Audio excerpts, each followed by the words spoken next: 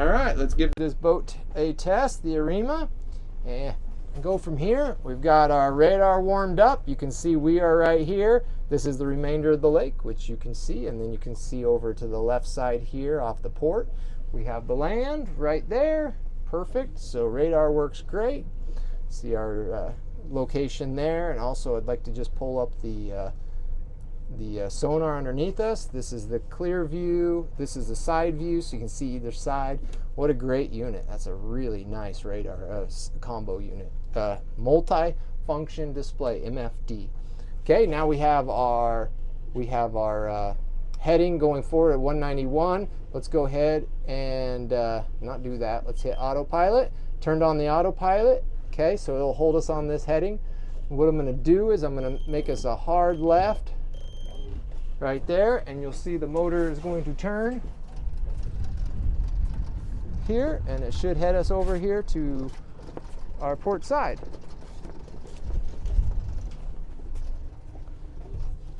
$157. Let's add more.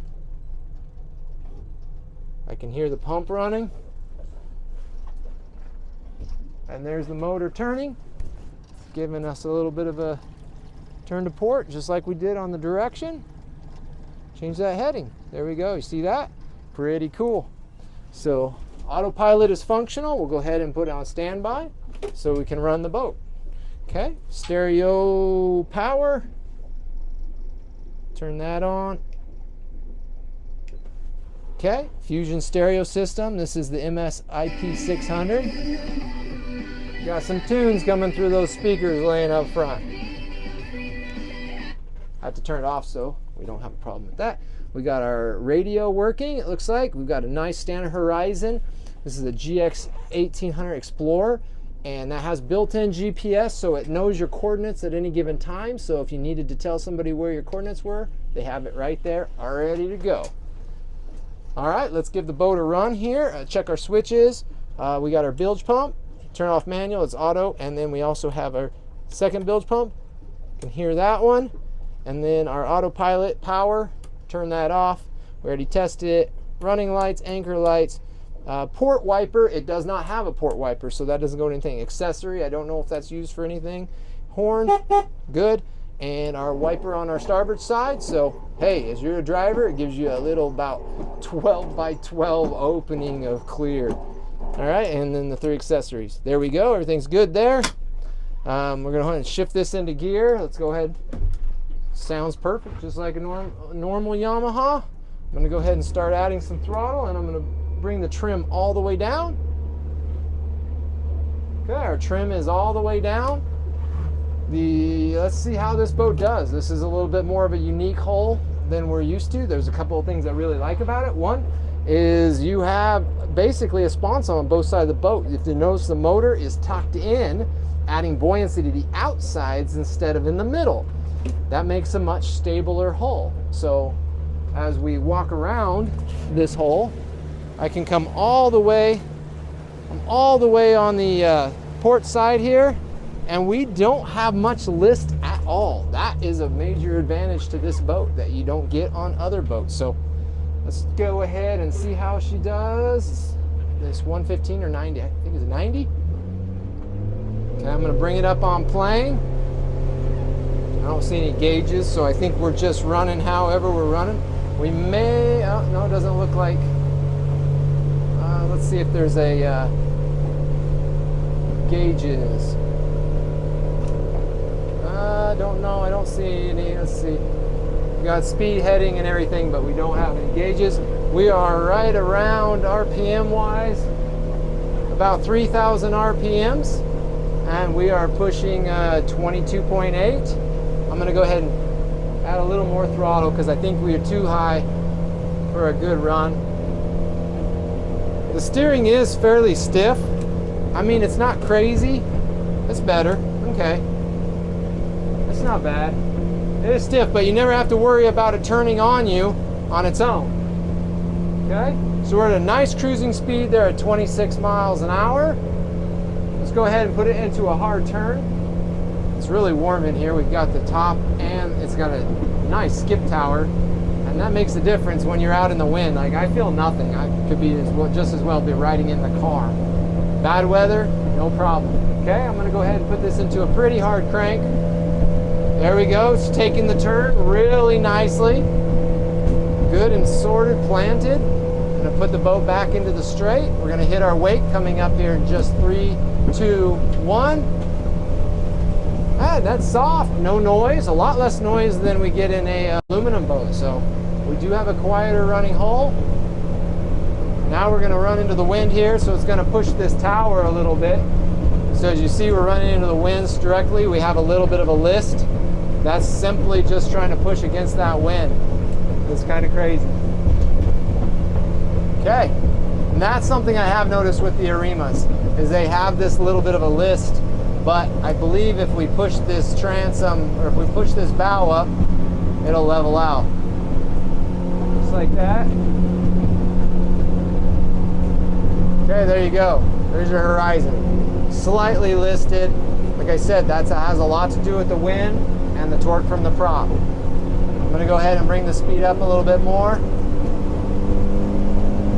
See if we can get a full speed on this.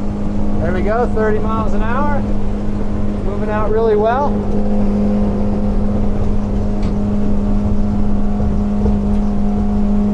And we're nice and level, moving quick. We have 32.2 miles an hour. Bring in the...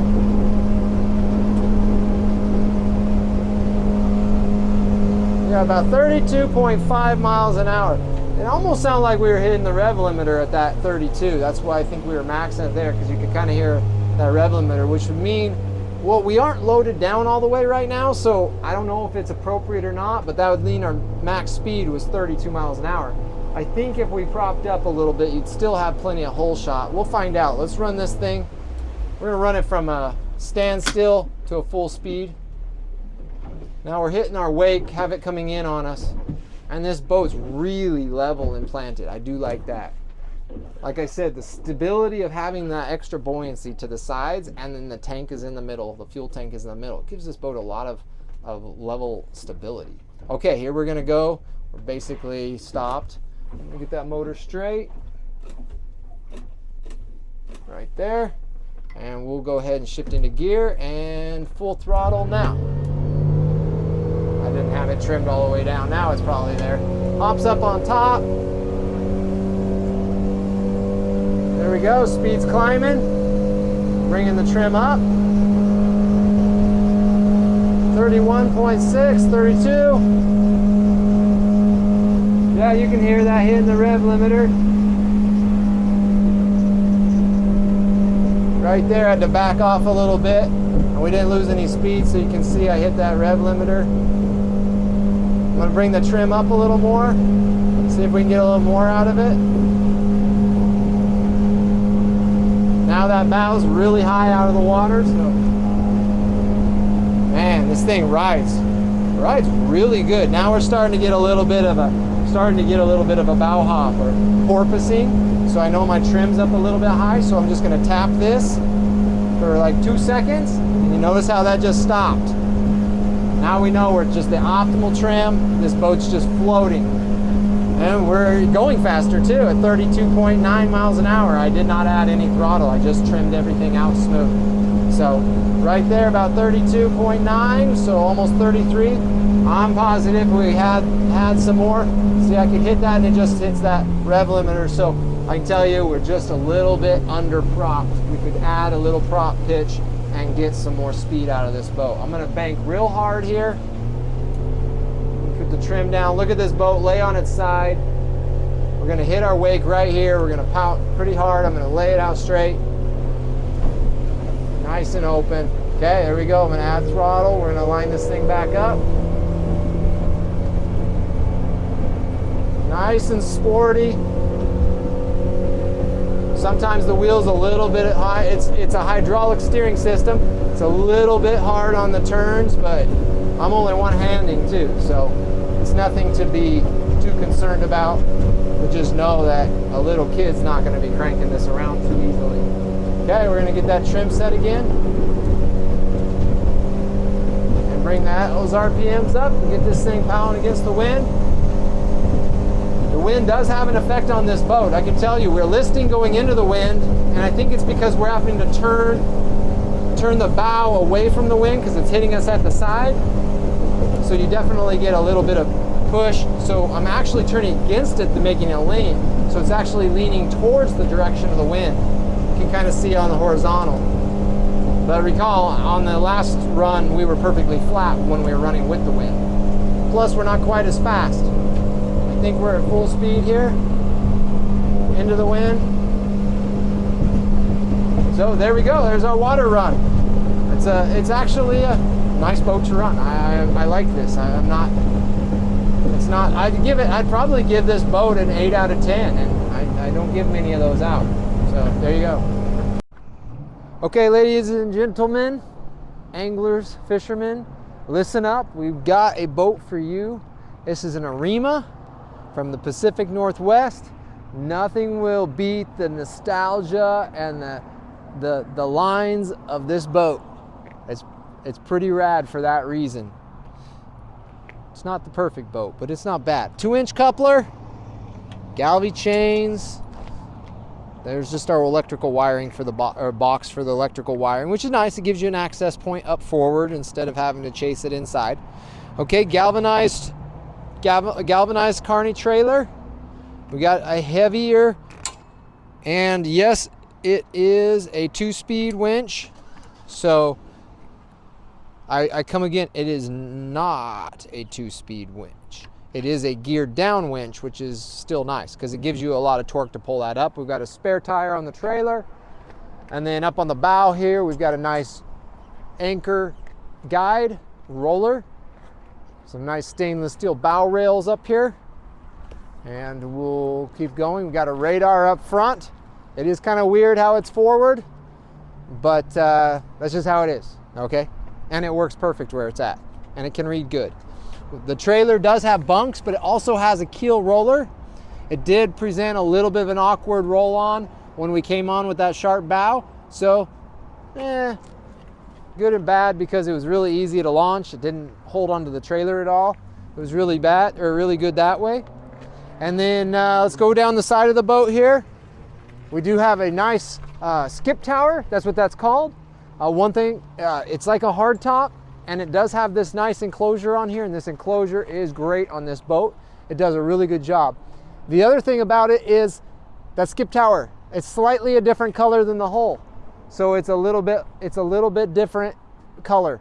So it was put on after, but it is an Arima skip tower. So it's built for this boat by Arima. Coming down, we have big load guides on the side here. This thing, I'm gonna give this thing probably 8 out of 10 on loading. It was really easy to load. Basically get that front end into these and then you're pretty much set to just go forward.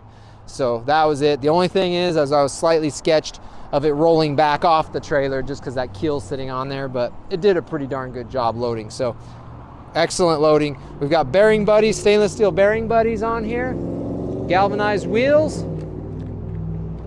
Looks like we have LED lighting on the trailer, and we have boat buckles here, and they look like they've had a lot of corrosion spray on them, so they actually worked.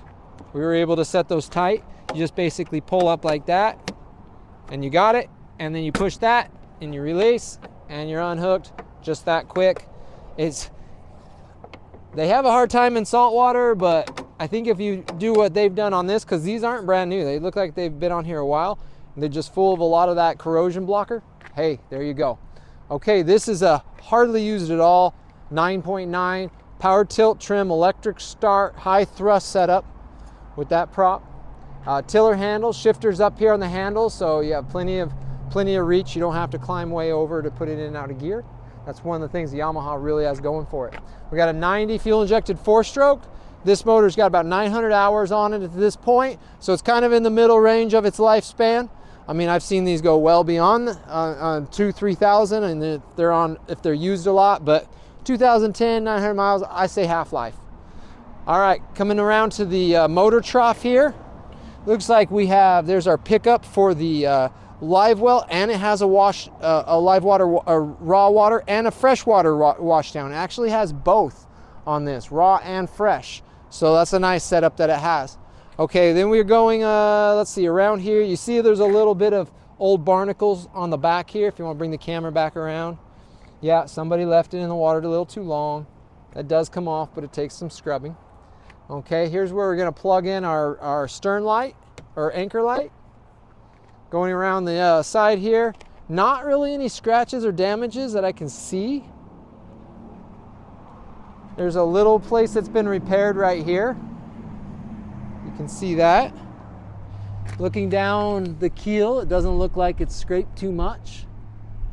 Pretty minimal, no beaching, I don't think. Maybe a teeny little couple little scrapes there and there.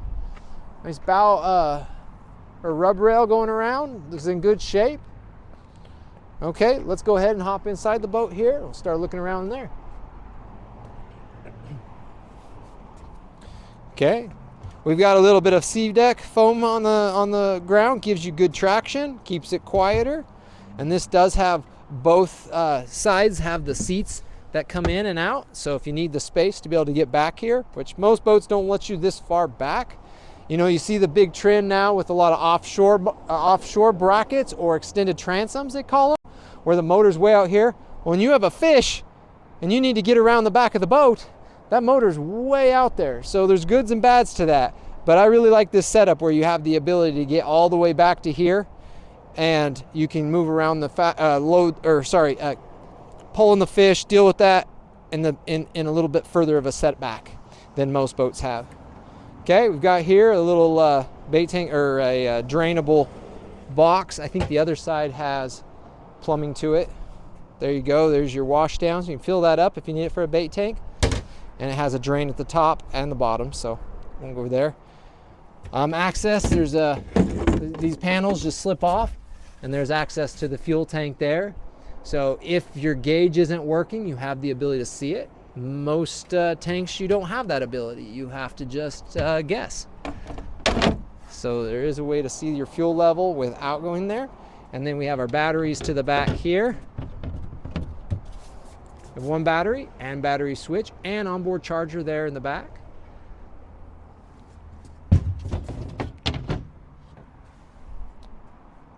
All right, looking around, in floor, this is a nice little thing. There's also access to your bilge pump through that through hole, and there's a drain down into the bilge there. Basically a little fish hold if you want to use it for that. Just remember all the nasties going down into the hole and then out through the drain hole in the back. Drain plug. Okay, full enclosure here. One thing also to note, you've got a handle here, you've got a step here, and so getting up, and then I've got a rail around the skip tower. So that's another advantage of the skip tower. This is a walk around hole, so I can actually get around this hole pretty well all the way to the front if I need to put up the antenna or whatnot, or launch the anchor, whatever it is. If I want to fish off of the front here, I legit could fish right here. So just saying, gives you a little bit more of a space usage, as well as your bow for an ocean boat, for an offshore open ocean boat. The bow dunks. This bow is really tall. Chances of it dunking really low. If you do blast through a plow wave, then it runs off this side here. Here, give you or on that side. It'll run off this side and it's troughed out the edges. So if you took water on the bow, it's going off around the cabin. Unlike a lot of the metal boats we have now that have a giant scoop on the front that has little drains that have to get all that water out in seconds before you hit the next swell and bury the bow. Just kind of a, good thought. Let's go. So going inside here, we do have, once that's open up, we do have a seat facing back here on this. Remember, we do have the two seats there as well. The helm seat is raised up. There's another thing that's kind of nice is you are tall. You sit up higher when you're running this boat than a standard 19-foot boat. So you actually are sitting up higher. So there's another thing that's really nice about it. Storage underneath here on the port side. There's storage. There's also another compartment down here. See, we've got just a little compartment that drains. We also have a cuddy cabin. So there's something to say for that as well. That cuddy cabin is nice. A lot of room in there. You can sleep in there, and I'll climb up in here just to give you an idea.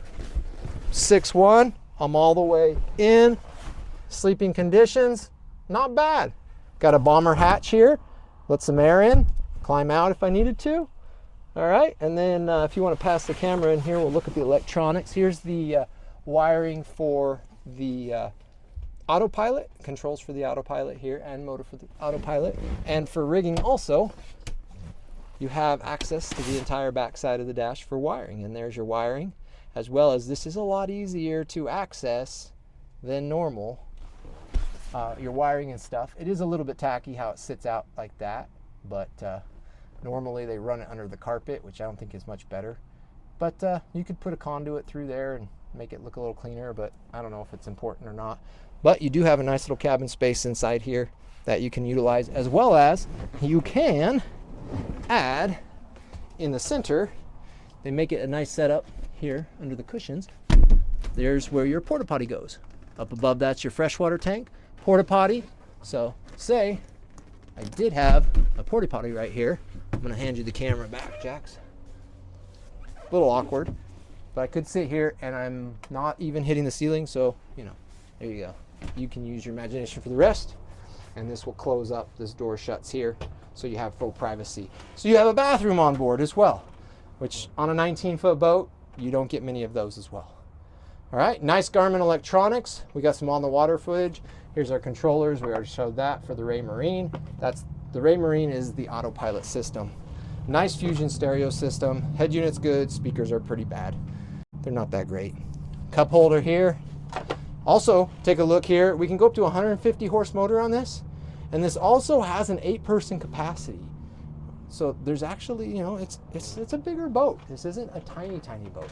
19-footer, but it plays big. It thinks it's a lot bigger. Okay, 6 foot tall.